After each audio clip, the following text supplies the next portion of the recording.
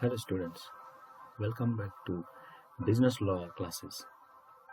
We are going to discuss today loans and advances by banks, which is also called as credit by banks. So let's start then.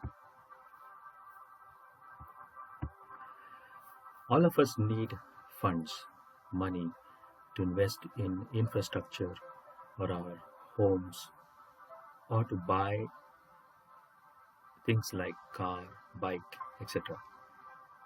So whenever we want to buy these things, we approach the bankers, and banks help us based on our credit eligibility. Banks cannot advance you without taking into consideration your financial position and repayment capacity. Unless and until it ensures that you can repay the bank loan, the banks will not be sanctioning any amount to you. So let us see how banks deal with loans and advances and how it recovers from the borrowers. So let us start with the introduction. Bank's main source of fund is deposits. So we deposit into the bank for safety and to earn certain amount of interest. Now, what does the bank do with this money which is deposited? It cannot just keep in the locker and keep quiet. And whenever you demand, it will just remove the money and give it to you. What is the use if it happens? So, if any amount is deposited into the bank, that money should grow. Now, how that money is supposed to be growing? The bank will give loans and earn interest on those loans. And once they are recovered, the bank will repay, or the bank can honor your demand for payment of your deposited money. And the bank also has to survive because the bank needs to pay salaries to its employees.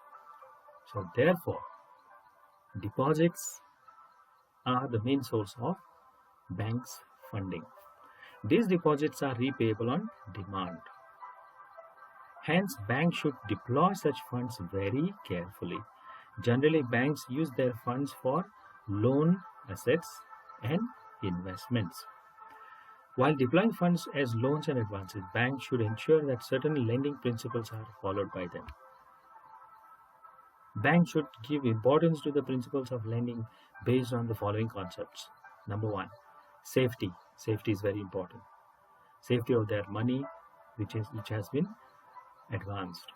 Liquidity, purpose, diversity, security, and profitability. These are the most important principles the bank has to keep in mind before advancing the amount or loan to the borrowers.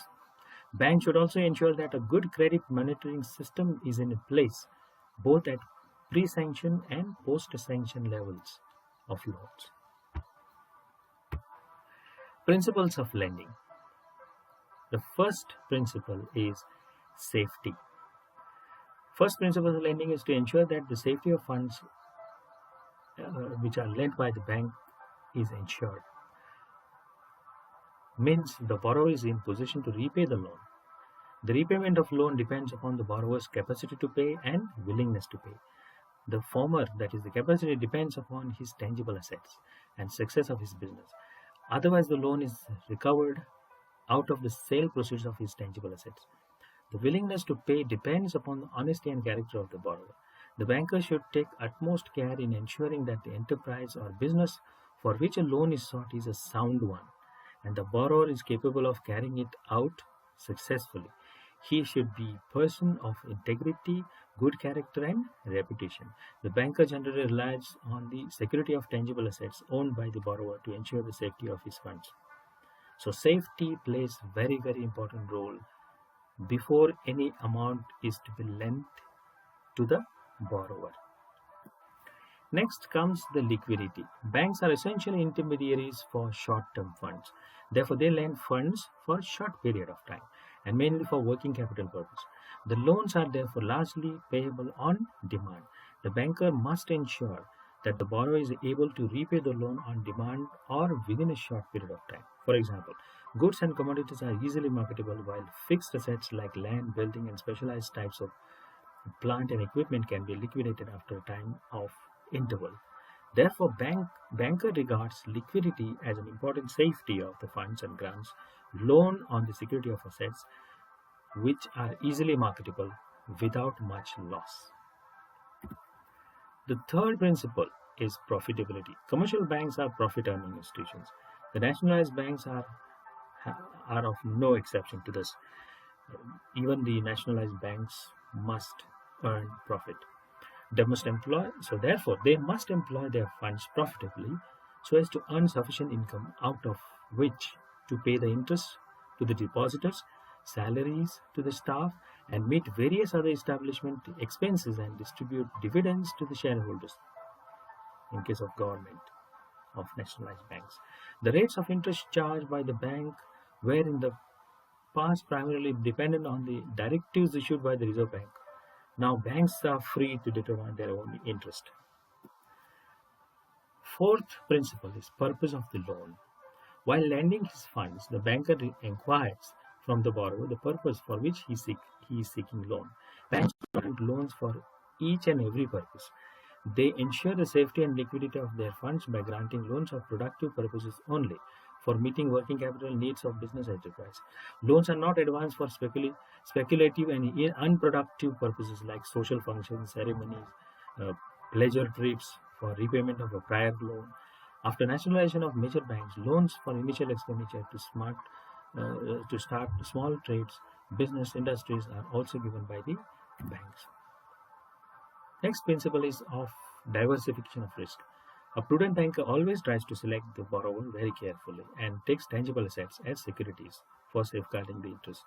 Tangible assets are no doubt valuable, and banker feels safe while granting advances on the security of such assets. So what the banker will do? Suppose the banker invests or gives loan only in one particular area or only to a businessman, and if tomorrow something happens to that particular area or something happens to the business of that particular one single or a few borrowers, the bank will go in loss. It will not be able to recover.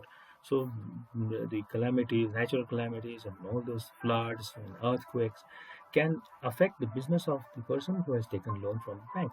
So what it does is it follows the famous maxim which is called as do not keep all your eggs in one basket. So it means that the banker should grant advances to a few big firms only, or on to concentrate them in a few industries or in a few cities or regions of the country. If it does this, then the bank can suffer a loss. So what it does is it diversifies the risk involved in lending.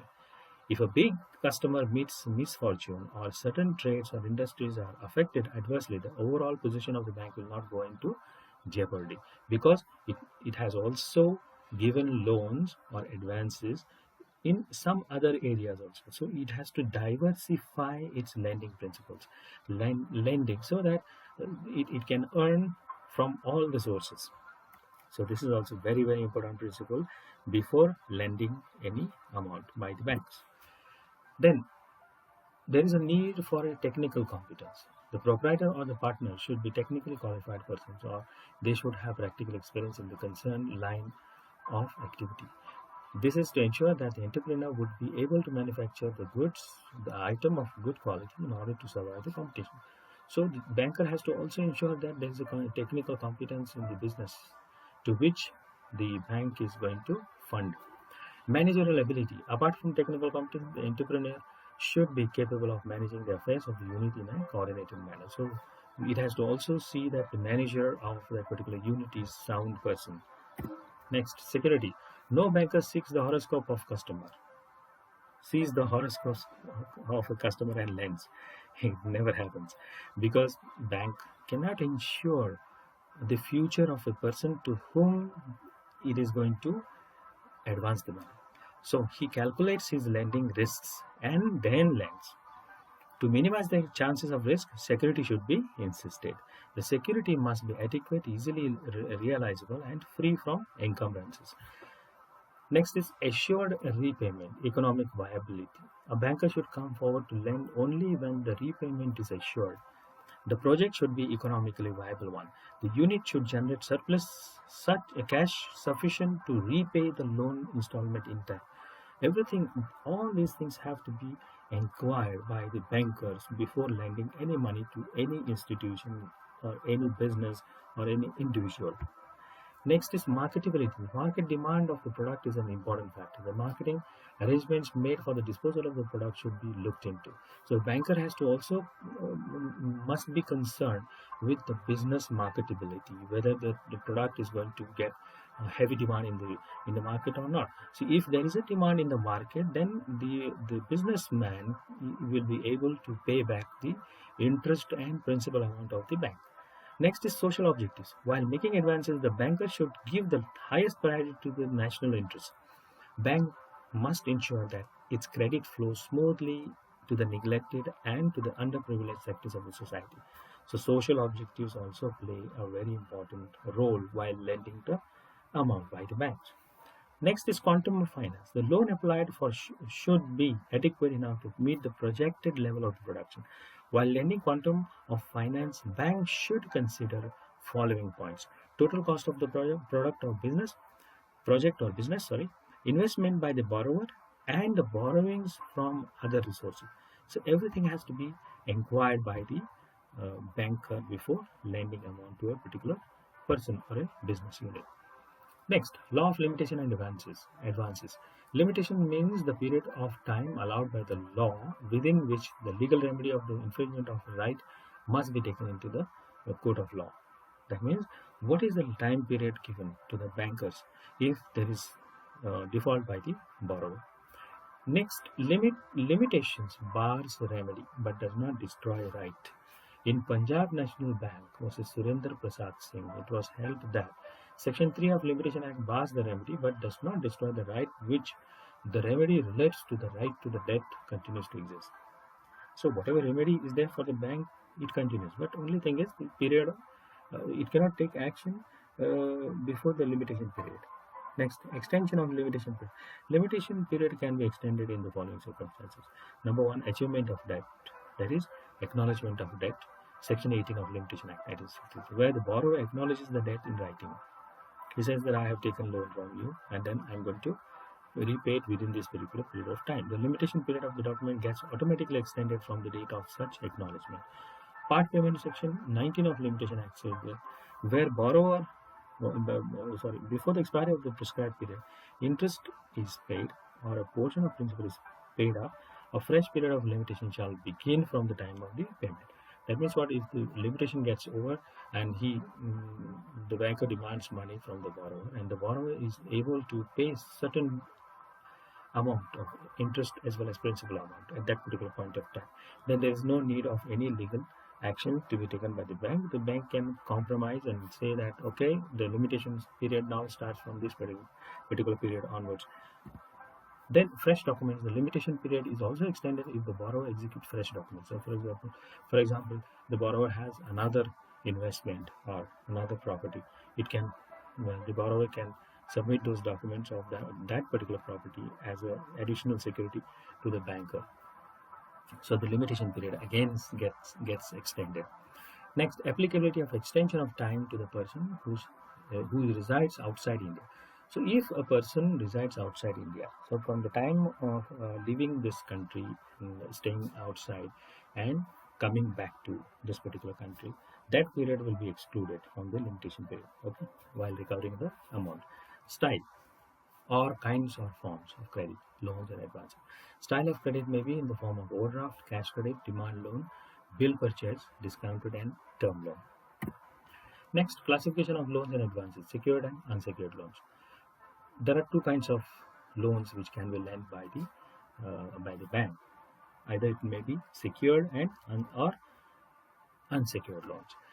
Credit worthiness of borrowers, very important.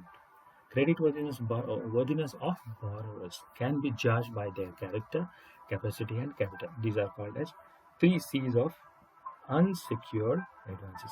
In case of secured advances, you have the documents of the property, the documents of the business that the borrower has invested his money. So that is the security with the bank.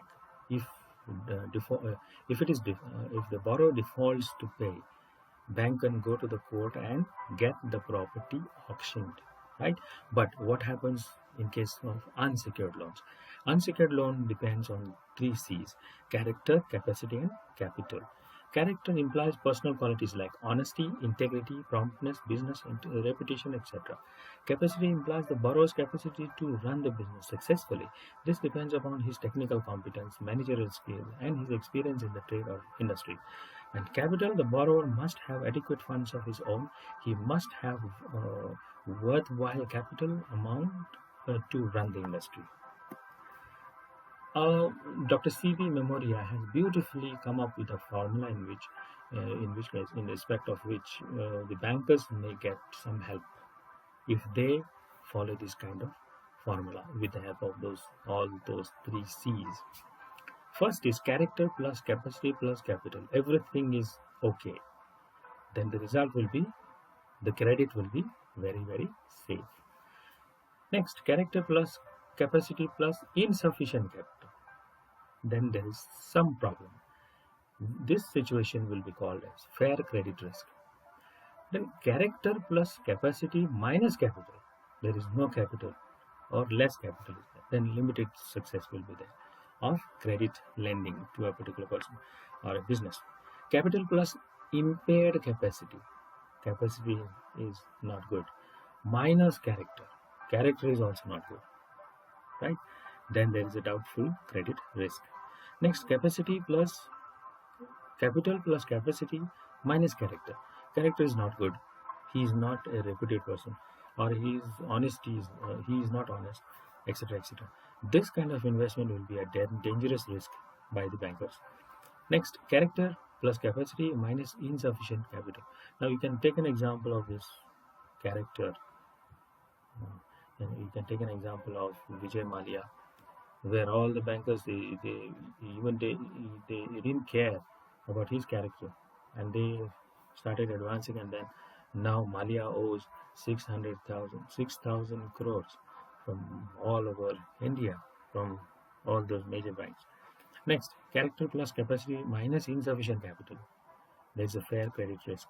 Character plus capacity minus capacity. Capital minus capacity. Inferior credit risk. Character minus capital minus capacity. Everything fails. Then there is a fraudulent risk. Fraudulent one. Bankers need not go for this. Let us go ahead. Factors which limit the level of bankers' advances. Deposits made by the depositors. Suppose there is insufficient deposit, then bankers will not be able to advance. Reserve banks control over the credit of banks. So CRR ratio, you must have heard that. Cash credit ratio, where some amount of the bank from the bankers have to be kept with the Reserve Bank of India to meet future needs of the banks. If that ratio is increased by the RBI, then the bankers will be left with less amount. Next, seasonal alteration in bank credit also can affect lending or the factors which may affect lending business of the bank. Demand for credit. Okay. If there is no demand for credit, suppose there is a recession, or if there is a situation like demonetization or GST, or there may be a situation like COVID-19. In this case, there will be less credit demand for credit. Then the bankers will not be able to do business because they will not be able to earn money. Right? Okay. Recalling of advances. Recalling of advances sanctioned by the banks may be called back under the following circumstances: if the borrower fails to renew the documents before limitation period of time, if the borrower is guilty of misconduct or fraud, if the borrower refuses to provide additional security to recover the excess amount withdrawn, if there is a material deterioration in the value of security, if the borrower fails to maintain adequate margin with the bank, if there is a change in the policy of bank, RBI government, making necessary to recall the advances, if the borrower violates the clause prohibiting diversion of loan funds in the loan agreement by using the loan funds other than those for which they were sanctioned. Now here we can take an example of Satyam Computers Raja was the main executive, main chief officer or main businessman from that Satyam Computers, and he borrowed the money from the banks for the purpose of computer software business, but he diverted that particular money in real estate business. Okay, so the main objective of lending by the banks was defeated by him, and therefore, while there was an audit, when there was a audit of that particular Satyam Computers company, the auditors came to know that he has the amount, diverted the amount to some other purpose other than the for purpose for which the banks had advanced him the amount. Next, interest rate on advances. Under Section 21 and 35A of Banking Regulation Act 1949, the RBI possesses the statutory authority to regulate the interest rate charged by the banks. Default and recovery of advances. Default. The borrower should repay the bank dues promptly. That is the duty of borrower. But there are defaults of repayment of loans and advances due to following reasons. The reasons are diversion of borrowed bank money. Again, we can take an example of Satyam Computers here. Then loss of investment. Whatever investment he has done, he has suffered a loss. Negative attitude towards prompt repayment. Borrower doesn't care about repaying the loan. Then defective bank policy and procedure in respect of inadequate scale of finance, providing untimely finance, lending to a member of defaulted family, joint family, lack of proper guidance and managerial efficiency, affecting political approach by the defaulters. If the political pressure has been put on the bank, then bank, just like Vijay Malia's case, Nirav Modi case, these people were politically supported. Therefore, they could run away from India with so much of loss caused to the bankers. Now, bankers are trying to earn that money from us by charging some more. I don't know. This is just a speculation, and these are my own ideas, so please don't follow them. Next, inability to repay the dues. The borrower is incapable of repayment. Natural calamities like droughts, floods, insecticides, etc., and willful default. So, if there is an act of God, like for example, oh my God, you must have seen that movie. There was an act of God. There was an earthquake, and then the shop of the Paresh Rao gets destroyed, and he claims insurance. So similarly here also, if there is any natural calamities, the borrower will not be able to pay the borrowed money. Okay. Now, how the banks are going to recover this money? Following are the steps which have to be followed by every bank. Recovery through persuasion. So the first thing that the bank will do is it will request the borrower kindly pay. Okay. So persuasion. We will give some time for you to repay. Next, recovery without court's intervention. So every time the banker should ensure that the recovery is done without intervention of any kind of court proceedings. Otherwise, the last option will be a court intervention. But before that, the banker should try for this, where the goods are in bank's possession. If the goods are in bank's possession, anytime the goods can be sold by the bank and recover the amount. Bank holds the deposits of borrower. Exercise the right to set off. The bank can exercise the right to set off. It can give instruction or warning to the depositor or the borrower saying that your deposits are with us. Be made set off those deposits against the loan that you owe us.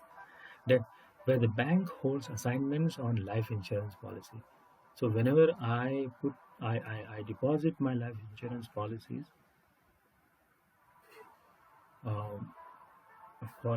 as a security for a loan, the bank can recover amount from that my insurance policy. Where bank holds any property of the borrower, if the borrower's property is in the hands of the bank can recover from that by auction. Where the bank is a mortgagee, has right to private sale also of that particular property. Next, compromise with the borrower. Next step is bank can compromise with the borrower. It may be may be called as negotiated settlement, in which the borrower agrees to pay a certain sum of money.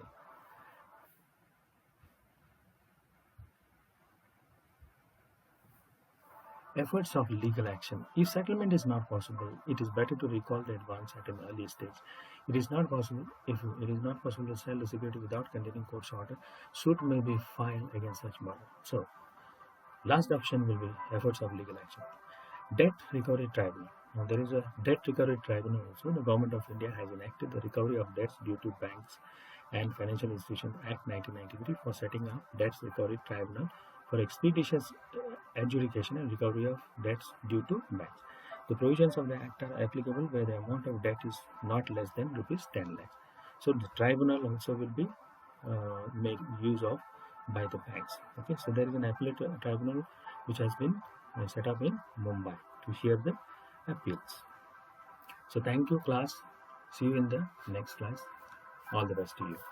Thank you.